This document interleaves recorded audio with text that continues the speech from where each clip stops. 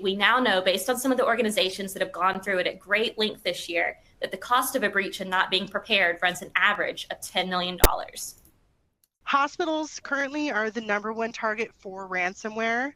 In 2023, the health sector experienced the largest share of ransomware attacks. This is according to an FBI report. And those ransomware incidents increased 18% from 2022. I can't imagine how much they've increased this year.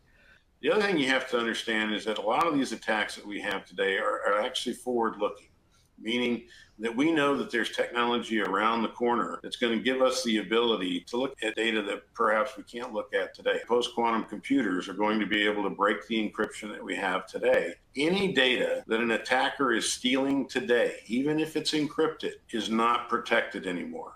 And we really need to do a better job of protecting the data as opposed to trying to clean up the mess after an event has already occurred. Sometimes that the hackers are actually sophisticated enough to where they can they'll get a list of your executive team and send text messages to you asking if you can go to the store and purchase some gift cards for a particular event. So things of that nature that just seem a little odd. Definitely look at that. Over 90% of these attacks come from mistakes and miscues, or not using multi-factor authentication on access because it's just inconvenient, or whatever the case may be. The first part to privacy is respect. And what I mean by that is respecting other people's privacy. And if you literally respect other people's privacy, then it becomes a lot easier for you to do the things that you know are right or are proper, even if they're inconvenient, as you would want your own data to be protected. I wanted to build on what Max said. People try to use your good nature to get you to do things that you probably shouldn't. And we have a word for that in the information security world. It's called social engineering. Some of you might have heard of the MGM breach last year.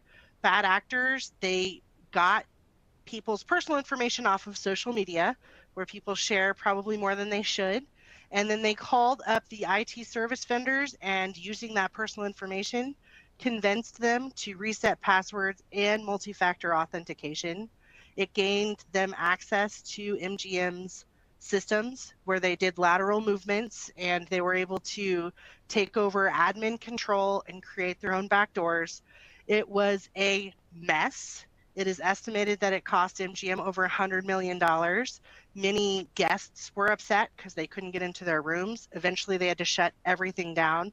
So social engineering is something that we really have to watch out for. Nobody is immune to a mistake in cybersecurity. That's the first thing that everybody has to understand.